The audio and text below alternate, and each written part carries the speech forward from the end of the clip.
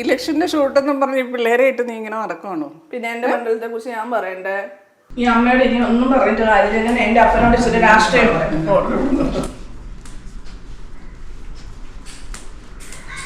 അപ്പോ അച്ചാപ്പേ,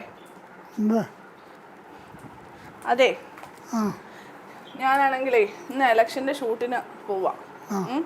എന്റെ മണ്ഡലം, അപ്പൊ എന്റെ ഓർമ്മകള്. അപ്പം പഴയ കേരള കോൺഗ്രസ്സുകാരനായിരുന്നല്ലോ. അപ്പം ആര് ജയിക്കുന്ന തോന്നുന്നു? എൻ്റെ ഒരു ആഗ്രഹം തോമസ് ചാഴികാടൻ ജയിക്കണമെന്നാണ്. ഓ, ഇപ്പോഴും മാണി സാറിനെ നെഞ്ചോട് ചേർത്തേക്കോ അല്ലേ? അപ്പൊ ഈ ഫ്രാൻസിസ് ജോർജിനോട് കൂടെ പ്രവർത്തിച്ചിട്ടില്ലേ? ഫ്രാൻസിസ് ജോർജ് ഒരു രാഷ്ട്രീയക്കാരനായിരുന്നില്ല. ചാഴികാടൻ ബാങ്ക് ഉദ്യോഗസ്ഥനല്ലായിരുന്നു. ഉണ്ടല്ലോ ബാബു ചാഴികാടൻ.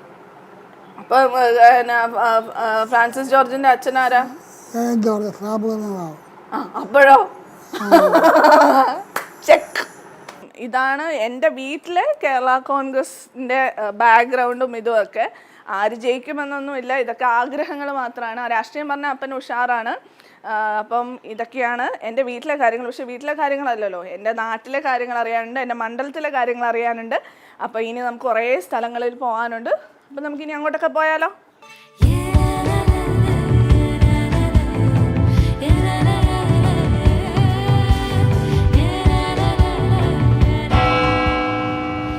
അപ്പം ഇതാണ് കുറവലങ്ങാട് മർത്തമറിയം ഫൊറോന ചർച്ച്, പ്രസിദ്ധമായ പള്ളിയാണ്. ഇതാണ് എൻ്റെ പള്ളി.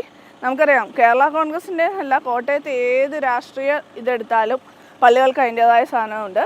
ഇപ്പം പാലായിലെ പള്ളിയാണെങ്കിലും ശരി, പുതുപ്പള്ളിയിലെ പള്ളിയാണെങ്കിലും ശരി, എല്ലാം ഇമ്പോർട്ടൻ്റ് ആണ്. അപ്പം ഞാൻ ആദ്യം വോട്ട് ചെയ്തത് എവിടെയാണ് എന്നുള്ളതാണ്. പള്ളിയുടെ തന്നെ സ്കൂളിലാണ് ഞാൻ പഠിച്ചതൊക്കെ. LP ഇവിടെ തന്നെയാണ്. ഇതാണ് ഞങ്ങളുടെ saint Mary's girls LP school. കെട്ടുമട്ടുമൊക്കെ കുറച്ചൊക്കെ മാറിയിട്ടുണ്ട്.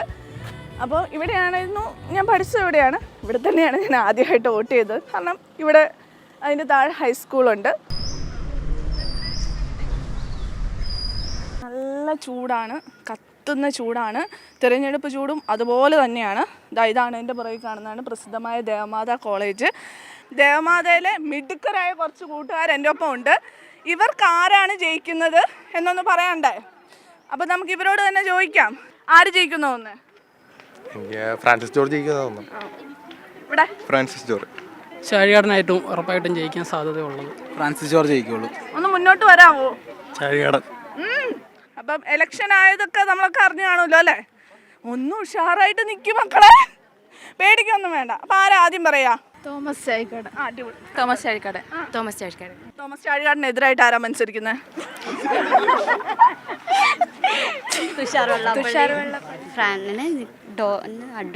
ഫ്രാൻസിസ് ജോർജോ. ഞങ്ങൾ മിടുക്കരാ, അല്ലെങ്കിലും എൻ്റെ നാട്ടിലെ പിള്ളേര് മിടുക്കര് തന്നെയാ. കൺമണി അൻപോട് കാതലെന്നായി എഴുതും കടിതമേ,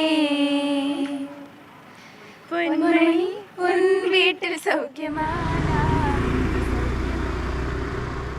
ഇപ്പം നമ്മളുള്ളത് എവിടെയാന്നല്ലേ? കാണിച്ചു തരാം. ഇപ്പം നമ്മളുള്ളത് ഇവിടെയാണ്, അതായത് എൻ്റെ MLA-യുടെ വീട്ടിൽ. അപ്പം നമുക്ക് അങ്ങോട്ടൊന്ന് പോയിട്ട് ആളെന്തെടുക്കാന്നൊക്കെ ഒന്ന് നോക്കിയിട്ട് വരാം. നമസ്കാരം. തിരക്കാന്നറിയാം, ഇലക്ഷൻ്റെ നല്ല ചൂടുണ്ടെന്നറിയാം. നമ്മളും കുറേ കാലത്തിന് ശേഷമല്ല കാണുന്നത്. ചെറുപ്പത്തിലേക്ക് ഞാൻ മിക്കവാറും നമ്മൾ തമ്മിൽ കാണുമായിരുന്നു. വീട്ടിൽ വരുന്നോ മറ്റതും എല്ലാം ആയിട്ട് കാണുമായിരുന്നു, അപ്പൻ്റെ കൂടെ എല്ലാം. ഇപ്പം ഞങ്ങൾ ജോലിയുടെ ഭാഗമായിട്ടും ഒക്കെയുള്ള ഇതിലായിട്ട്. പിന്നെ ഞാൻ കോട്ടയത്തായിരുന്നപ്പോൾ നമ്മൾ ഇടയ്ക്കിടയ്ക്ക് കാണുമായിരുന്നു. അപ്പം ശരി, നമുക്ക് ഇലക്ഷൻ വിശേഷമൊക്കെ എന്തായി എങ്ങനെയായെന്നൊക്കെ ഒന്ന്. ഇപ്പം ഞങ്ങൾ ഏറ്റുമുട്ടലിൻ്റെ പാതയിലാണ്. കാരണം UDF-നെ വഞ്ചിച്ച ഇടതുപക്ഷ പാളയത്തിലേക്ക് കേരള കോൺഗ്രസിനെ കൊണ്ട് കെട്ടാൻ ശ്രമിച്ചവർക്ക് വ്യക്തമായ മറുപടി എന്നതാണ് UDF വിശ്വാസികൾ ആഗ്രഹിക്കുന്നത്. അങ്ങനെയല്ല, നമുക്ക് വേറൊന്നും പറയാനില്ല, ഒന്ന് പരിചയം ഒതുക്കുന്നേ ഉള്ളൂ. ഞാൻ ചേച്ചിനെ ഒത്തിരി കേട്ടിട്ടുണ്ട്, അമ്മ പറഞ്ഞും എൻ്റെ ഒരു ചേച്ചിയൊക്കെ പറഞ്ഞു ഒത്തിരി കേട്ടിട്ടുണ്ട്. പക്ഷെ അപ്പൊ ഞങ്ങള് ആദ്യമായിട്ടാണ് പക്ഷെ നേരിട്ട് കാണുന്നത്. അപ്പൊ എങ്ങനെയുണ്ട്, ആള് കിട്ടാറുണ്ടോ? ഞാൻ കണ്ടു, വീട്ടിൽ വന്നപ്പോഴേ അവിടെ ഫ്ലെക്സ് ഇരിക്കുന്നൊക്കെയാ കണ്ടത്. അപ്പൊ എങ്ങനെയുണ്ട് ഇലക്ഷൻ പ്രചാരണം? എന്താണ് ആളുടെ ഭാഗത്തുനിന്ന് എന്താണ് തോന്നുന്നത്? നല്ല പ്രതീക്ഷയുണ്ട്. തീർച്ചയായിട്ടും ഇപ്രാവശ്യം UDF തൂത്തുവരും. കോട്ടയം ജില്ലയിൽ ഉറപ്പ് നമുക്ക്.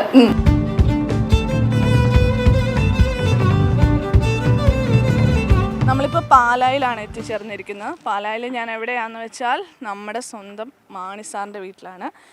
എനിക്ക് തോന്നുന്നു ചെറുപ്പത്തിലൊക്കെ ഒത്തിരി പ്രാവശ്യം ഞാൻ ഇവിടെ വന്നിട്ടുണ്ട്, ജോലിയുടെ ഭാഗമായിട്ടൊക്കെ വന്നിട്ടുണ്ട്. അപ്പോൾ ഇത്രയും ആൾത്തിരക്കൊഴിഞ്ഞ് ആദ്യമായിട്ടാണ്. അപ്പോൾ തെരഞ്ഞെടുപ്പിൽ അത്രയും ഇൻവോൾവാണ്, വാശിയിലാണ് കേരള കോൺഗ്രസ് എന്ന് തന്നെയാണ് ഇതിൽ നിന്ന് മനസ്സിലാക്കേണ്ടത്.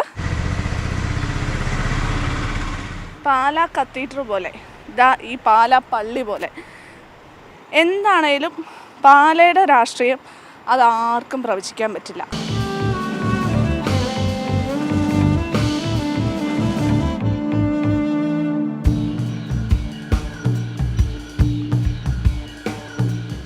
എന്തൊക്കെയുണ്ട് വിശേഷം? തപ്പിപ്പിടിച്ചു വന്നല്ലോ. സുഖമായിട്ട് പോകുന്നു. ഞങ്ങളെ ചൂടിച്ചിരി അല്ല, നല്ല ചൂടാണ്, എല്ലാ അർത്ഥത്തിലും ചൂടാണ്. തെരഞ്ഞെടുപ്പിന്റെ ചൂടുണ്ട്. അപ്പോൾ നമ്മുടെ സ്ഥാനാർത്ഥി വന്നിട്ടുണ്ട് കൂടെ. സർപ്രൈസ് ആയിരുന്നു കേട്ടോ. ഞാൻ ജോസ് കെ മാണി ഇങ്ങോട്ട് വരുന്നത് ഞാൻ അറിയുന്നു, പക്ഷേ സ്ഥാനാർത്ഥിയോടെ കൂട്ടിക്കൊണ്ട് വന്നു. ഇന്നത്തെ ദിവസം ബമ്പർ അടിക്കാന്നൊക്കെ പറയുന്നത്. ചിരി ഇപ്പോഴും മാഞ്ഞിട്ടില്ല കേട്ടോ ഈ ചൂടില്. ഞാൻ എങ്ങനെയുണ്ട് പോകുന്നത്? വളരെ ഭംഗിയായിട്ട് പോകുന്നു, വളരെ നല്ല നിലയിൽ പോകുന്നു. ഇവിടെ സൂചിപ്പിച്ച പോലെ അത് ഈ മണ്ഡലംകാരനാണ്. മാത്രമല്ല ഈ മണ്ഡലത്തിൽ വോട്ടുള്ള ആളാണ്. പക്ഷേ നമുക്ക് ഇപ്പോൾ മറ്റ് ആളുകൾക്ക് മണ്ഡലത്തിൽ വോട്ടില്ല, ചിഹ്നവും ഇല്ല.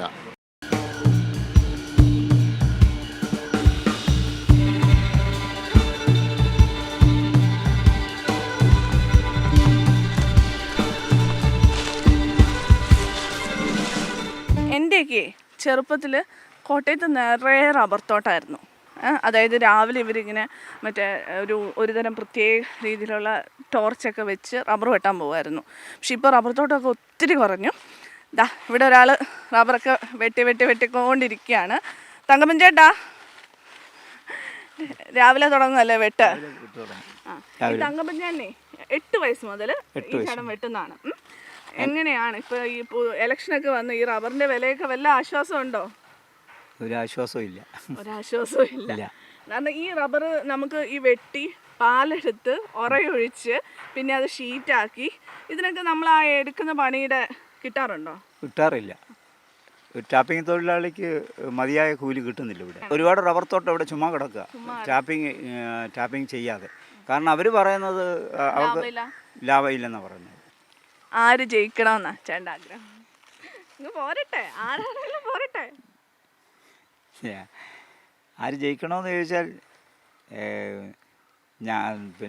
ഞങ്ങൾക്ക് അനുകൂലമായിരിക്കുന്ന ഒരാൾ വേണം ജയിക്കാൻ. ആരായിരിക്കും അത്? പറഞ്ഞോ, ധൈര്യമായിട്ട് പറഞ്ഞോ. എന്തായിരിക്കും? അങ്ങനെ പറഞ്ഞു കഴിഞ്ഞാൽ ഇരുന്ന കുഴപ്പം എന്നാന്ന് ചോദിച്ചാൽ ഇതിനകത്തോട് പറഞ്ഞു കഴിയുമ്പോൾ അത് ശരിയാകും.